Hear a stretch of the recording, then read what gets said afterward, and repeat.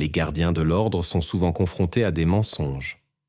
Peu de criminels sont prêts à admettre leur culpabilité et à assumer la responsabilité de leurs actes. Cela devient particulièrement difficile lorsque le coupable tente d'accuser quelqu'un d'autre. Parfois, des années s'écoulent avant que la vérité n'éclate. Mais même alors, des incertitudes peuvent subsister.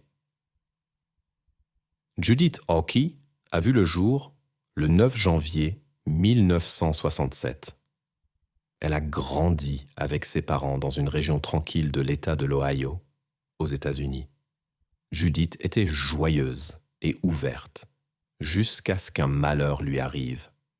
Elle a été renversée par une voiture alors qu'elle était encore très jeune. La jeune femme a subi de graves blessures et a dû être soignée pendant longtemps. En conséquence, elle a perdu le contact avec ses amis et a eu plus tard des difficultés à l'école. Heureusement, Judith s'est rétablie avec le temps et est revenue à sa vie normale. Entre-temps, les problèmes de ses parents ont commencé. Leurs disputes ont conduit au divorce. Ensuite, Judith et sa mère ont déménagé. Là-bas, la mère s'est remariée. Mais cela n'a pas non plus fonctionné avec le nouveau mari. Il y avait souvent des conflits. Le contact avec le père biologique de Judith a été rendu difficile par la distance. Judith a grandi et a pensé à déménager, mais sa mère ne le lui a pas permis avant sa majorité. L'atmosphère à la maison est devenue de plus en plus tendue, ce qui a apporté de nouvelles difficultés à la jeune femme. Dans les dernières années d'école, Judith a décidé de faire un grand changement. Elle a quitté l'école et est partie vivre avec son père biologique en Arizona. Elle n'y est pas restée longtemps.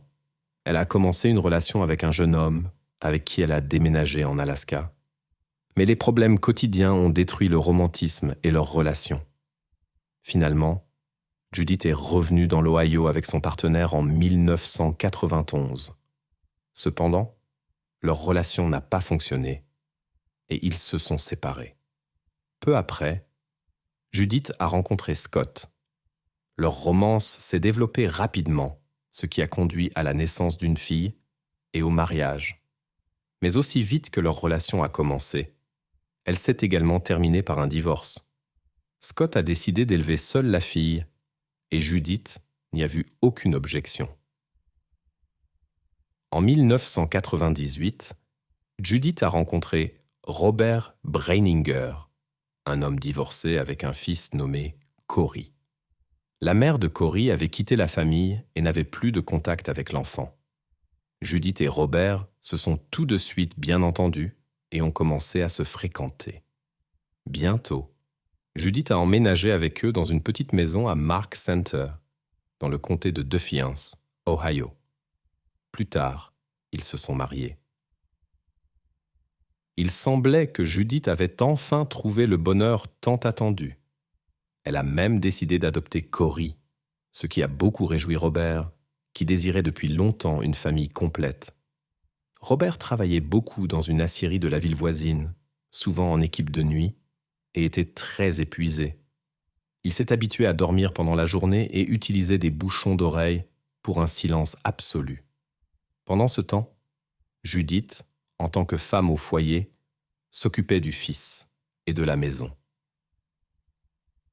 La vie de famille semblait s'être établie et tout le monde se sentait à l'aise. Mais soudain, quelque chose est arrivé qui a perturbé cette tranquillité. Le 3 novembre 2003 semblait être une journée ordinaire pour la famille Breininger. Dans l'après-midi, Corey est descendu du bus scolaire après les cours. Ce qui était inhabituel, c'est que sa belle-mère l'ait récupéré à l'arrêt, ce qu'elle ne faisait normalement pas. Il est descendu avec quelques camarades de classe qui vivaient dans le quartier. Cela s'est produit peu avant 16 heures. Judith a accompagné Corey à la maison où Robert se reposait après son quart de nuit. Le garçon est entré. La femme n'est pas entrée avec lui, mais a ramené les autres enfants du voisinage chez eux, soucieuse de leur sécurité. Il semblait que rien de grave n'allait se produire. Mais bientôt, une forte détonation a résonné dans le quartier tranquille. Cory est entré dans la chambre de son père avec un fusil de chasse. Un incident inattendu s'est produit, après lequel Robert s'est retrouvé dans un état extrêmement critique. Le garçon a immédiatement appelé le numéro d'urgence 911 et a signalé à l'opérateur un incident accidentel avec une arme dans la maison de son père. Cory n'avait pas imaginé qu'une blague inoffensive pourrait conduire à un tel dénouement, et il ne savait pas que le fusil de chasse était chargé. Il voulait juste jouer, mais tout s'est terminé en tragédie. Le garçon a essayé d'aider, mais sans succès. Peu après, la belle-mère bouleversée a fait irruption dans la maison. Lorsque les forces de l'ordre sont arrivées à la maison numéro 9 1463 de la rue Kyle, Cory était en état de choc. Il leur a immédiatement raconté l'incident et a insisté sur le fait que tout s'était produit sans intention. Il a montré où il avait trouvé le fusil de chasse et les brochures sur le maniement correct des armes qu'il avait étudiées. Peu avant l'incident, son père lui avait expliqué les règles pour manipuler un fusil de chasse.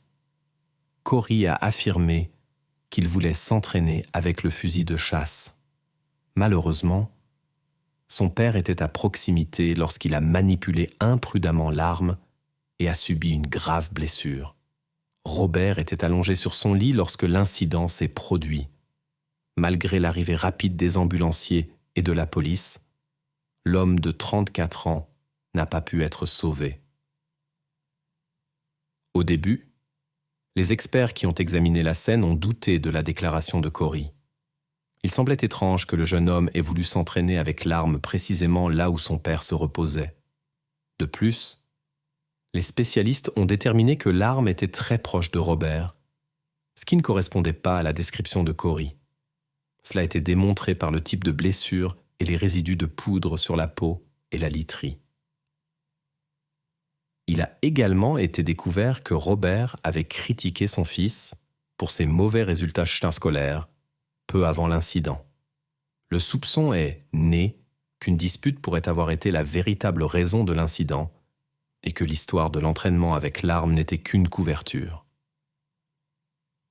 La société a également défendu le garçon, estimant qu'il ne devrait pas être tenu responsable d'une blague qui a mal tourné. Il avait toujours été considéré comme un bon enfant. Malgré toutes les incohérences dans l'enquête, la police a accepté la version de Cory. Il n'a pas été accusé et n'a pas eu à répondre de ce qui s'était passé. L'incident a été classé comme un accident. Les autorités n'ont pas envisagé d'autres versions ou la possible implication de tiers. Les enquêteurs n'ont même pas été alarmés par le fait que Judith, en tant que bénéficiaire après la mort de Robert, a reçu une somme d'assurance considérable d'1 demi-million de dollars. Après ces événements, la femme a décidé de quitter la ville avec Cory pour éviter les conversations inutiles. Pendant longtemps, on n'a rien su de leur vie. 7 ans plus tard, en octobre 2010, l'héroïne de notre histoire a uni son destin à un homme nommé Gary. Il l'a accepté, elle et le jeune homme, après avoir appris l'histoire difficile de Judith et les circonstances dans lesquelles Cory était entré dans sa vie. Il semblait que tout commençait à s'améliorer. Cory s'est progressivement rétabli et a commencé ses études universitaires. Mais en mars 2012, quelque chose d'inattendu s'est produit. Cory a raconté à l'un de ses professeurs ce qui s'était réellement passé ce jour mémorable avec son père. L'histoire que le jeune homme a racontée à propos de son parent a choqué l'éducateur, et il l'a partagée avec ses collègues. Le jeune homme a répété son récit devant plusieurs enseignants. Il a rapporté que sa belle-mère Judith était responsable de ce qui était arrivé à Robert. Selon ses dires, c'était elle qui l'avait envoyé dans la chambre avec l'objet dangereux et l'avait forcé à faire quelque chose d'irréversible. L'adolescent a également révélé qu'il avait souffert de maltraitance de la part de sa belle-mère pendant des années après l'incident avec son père biologique. Les employés de l'école ont transmis cette information aux autorités judiciaires. Les enquêteurs ont été stupéfaits et ont décidé de parler personnellement à l'étudiant.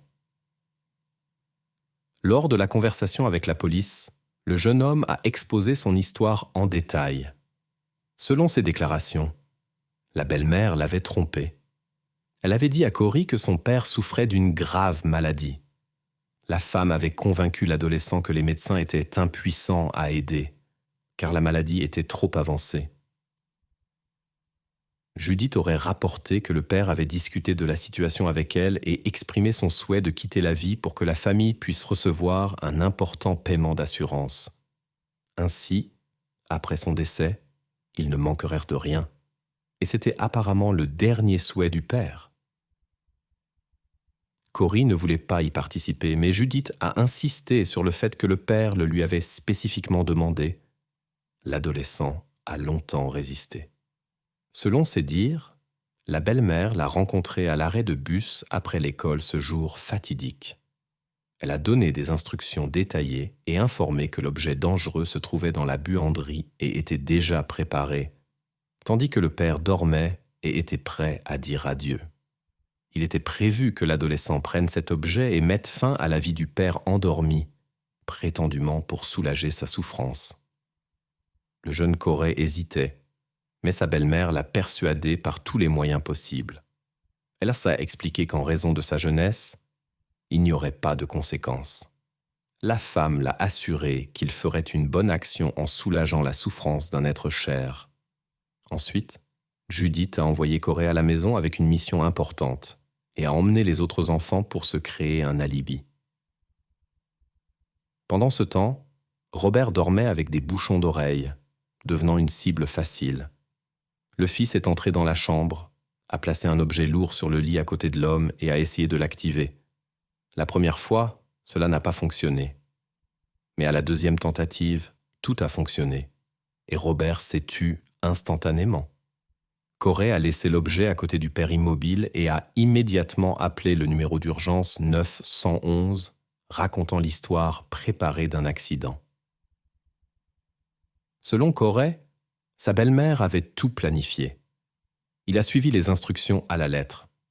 Ce n'est que lorsqu'il a vu les taches rouges sur le lit de son père qu'il a commencé à comprendre que quelque chose d'irréversible s'était produit. La mère a convaincu Corey que son père était condamné et l'avait voulu ainsi. Donc, ce qui s'était passé ne pouvait pas être considéré comme un crime. La belle-mère l'a décrit comme une meilleure alternative à une longue souffrance à l'hôpital. L'homme s'était endormi rapidement et sans douleur. Au début, cela a consolé Corey, mais progressivement, il a réalisé son erreur. Il a appris que son père n'était ni malade, ni n'avait demandé une telle chose, et que sa belle-mère l'avait trompé. Bien que le plan de Judith ait fonctionné, la vie du jeune homme est devenue insupportable. Corey a signalé de fréquents incidents désagréables qui se produisaient presque quotidiennement. Judith créait même délibérément des situations dangereuses où il pouvait être gravement blessé. Le jeune homme a raconté comment elle le forçait à grimper sur des échafaudages et le persuadait de sauter de la hauteur. Et une fois à Halloween, elle l'a poussé déguisé dans un étang, espérant une issue tragique.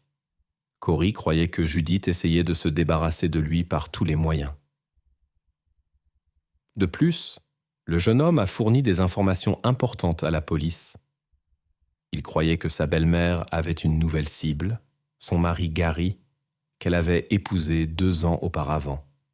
Selon Corey, elle mélangeait à plusieurs reprises des substances suspectes dans le café de l'homme. Ces déclarations ont choqué les enquêteurs et ils ont commencé à vérifier minutieusement tous les témoignages. La première chose qu'ils ont faite a été de convoquer Judith pour l'interroger. La femme était indignée par les paroles de son fils adoptif et a nié sa participation à l'incident avec Robert et les tentatives de nuire à Gary. Judith a insisté sur le fait que toutes ces histoires étaient des inventions de Corey. Mais ces paroles n'ont pas convaincu les enquêteurs et ils ont poursuivi l'enquête. Presque 1 an plus tard, en mars 2013, Judith a été arrêtée et accusée de fraude à l'assurance, un crime grave avec circonstances aggravantes, ainsi que de 4 cas de mise en danger du jeune Corey. Elle a nié toutes les accusations. Le 28 octobre 2013, Le procès a commencé, au cours duquel Corey a agi comme principal témoin à charge. Il a rapporté la ruse et la cruauté de sa belle-mère, y compris la pression qu'elle exerçait. D'autres témoins ont également témoigné devant le tribunal, affirmant que Judith était capable d'actes graves. Certains éducateurs ont confirmé la possibilité d'un traitement inapproprié envers Corey. Selon leurs témoignages, ils avaient pour remarquer des marques sur le corps du jeune homme à plusieurs reprises. Au début, ils l'ont attribué à la maladresse, mais quand les marques ont augmenté, cela a suscité des inquiétudes. Les avocats de la défense de Judith ont insisté sur le fait qu'il n'y avait pas de cas officiellement documentés de comportement inapproprié de sa part et que l'opinion des enseignants était basée uniquement sur les paroles du jeune homme. De plus, les proches de Corey n'avaient jamais entendu auparavant que l'incident avec le père avait été provoqué par quelqu'un. À l'origine, Corey n'avait pas mentionné Judith lorsqu'il avait parlé à la police après l'incident avec son père. Les enquêteurs ont observé attentivement l'interaction entre le jeune homme et sa belle-mère, mais n'ont rien remarqué de suspect. Il semblait que Corey était calme avec la femme, lui faisait confiance, et elle montrait de l'attention. Même les psychologues n'ont pas vu de signe que le jeune homme craignait Judith ou qu'il y avait des tensions entre eux. À ce moment-là, il n'y avait pas de marque notable sur le corps de Corey, dont il a fait état plus tard. Après avoir enquêté sur l'incident et clôturé l'affaire, tous les représentants des forces de l'ordre étaient tôt convaincus de la nature non intentionnelle de ce qui s'était passé. Malgré le manque de preuves directes contre la suspecte, le récit de Corey a profondément impressionné tous les participants au procès. Le 8 novembre 2013, le jury a rendu un verdict de culpabilité contre Judith sur tous les chefs d'accusation. Le tribunal a imposé à la femme de 46 ans la peine maximale possible, sans possibilité de libération conditionnelle anticipée. Corey a parlé aux journalistes. Il a exprimé son soulagement que la coupable ait été punie. Le jeune homme a raconté comment il avait gardé ce lourd secret pendant des années et avait souffert de mauvais traitements.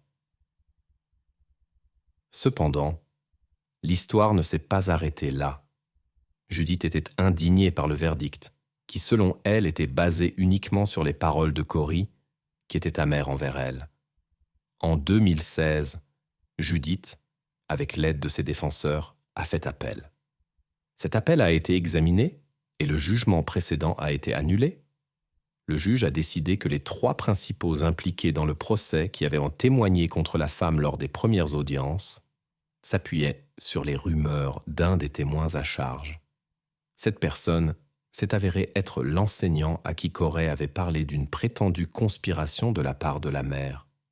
Parmi eux se trouvaient un médecin et un expert en santé mentale qui avaient travaillé pour l'accusation lors du premier procès. Le juge a estimé qu'ils étaient tous biaisés. Au tribunal, les défenseurs ont souligné de nombreuses incohérences, non seulement dans les récits de Corey, mais aussi par rapport aux preuves réelles de la scène de crime. Judith soupçonnait que le garçon gardait rancune contre son père parce que celui-ci prévoyait de l'envoyer dans une école militaire en raison de ses mauvaises notes. Corey ne voulait pas cela, mais Robert avait l'intention de le faire contre la volonté de son fils. Selon Judith, c'était la raison de la tragédie. Un nouveau procès a été programmé. Quand Corey l'a appris, il a promis sur les réseaux sociaux qu'il maintiendrait sa position jusqu'au bout et se battrait pour que sa belle-mère reste en prison malgré tout. Lors du nouveau procès, Judith a utilisé un plaidoyer Alford. Cela signifie qu'une personne n'admet pas sa culpabilité, mais accepte que l'accusation ait suffisamment de preuves pour la trouver coupable. Judith a trouvé de nombreux partisans qui croyaient que la femme avait été condamnée à tort. Après tout, il n'y avait pas de preuves directes contre elle. Certaines personnes restaient convaincues que la belle-mère avait poussé son fils adoptif à commettre l'acte fatal. Judith l'a aidé à l'arrêt de bus et l'a même embrassé, ce qui ne correspondait pas du tout à son attitude habituellement froide envers le garçon. Cette fois, Elle semblait inhabituellement gentille et douce. Lorsque les forces de l'ordre sont arrivées, elle a essayé de calmer Corey tout en restant étrangement calme. Les proches de la famille ont remarqué que Judith se comportait de manière réservée et montrait à peine d'émotion, malgré la gravité de la situation. Bien que cela ne prouvait pas sa culpabilité, cela augmentait le soupçon qu'elle aurait pu être au courant des événements. Le lendemain, Judith a contacté la compagnie d'assurance. Elle a rapidement rassemblé tous les documents nécessaires pour le paiement, y compris les certificats du lieu de travail de Robert. Peu après, la femme a reçu une somme considérable pour laquelle la vie de son mari était assurée. Cette hâte et le manque de deuil ont semblé suspects aux autorités policières. Le procureur soupçonnait que la hâte pourrait être liée au désir d'obtenir l'argent avant de tomber sous le coup des soupçons. Judith n'était pas la bénéficiaire de l'assurance, mais son fils était inscrit comme bénéficiaire. L'accusation a supposé que la femme avait tiré un double avantage du décès de son mari. Après les confessions de Corey sur l'implication de sa belle-mère, la police a beaucoup parlé avec le jeune homme. Une attention particulière a été accordée à un incident avec un échafaudage sur lequel le garçon était monté à l'instigation de sa belle-mère et était ensuite tombé de la hauteur, subissant plusieurs blessures. Les dossiers médicaux ont confirmé cet incident. Les médecins qui ont traité le jeune homme après la chute n'ont rien remarqué d'inhabituel qui aurait pu indiquer un mauvais traitement régulier dont Corey parlait. Cependant, un tel comportement aurait dû laisser des traces, mais rien de tel n'a été trouvé, ce qui a soulevé des questions. Corey a également affirmé que sa mère l'avait sorti prématurément de l'hôpital contre sa volonté et contre l'avis des médecins. Cependant, un examen des dossiers n'a pas confirmé ces déclarations. Le jeune homme avait suivi le traitement complet, et ce n'est qu'après cela que Judith était venue le chercher.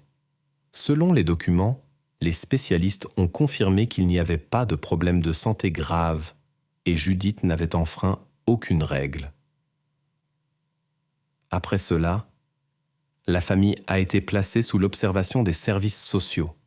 Lors de vérifications ultérieures, aucun signe de mauvais traitement dont le jeune homme avait parlé n'a pu être trouvé.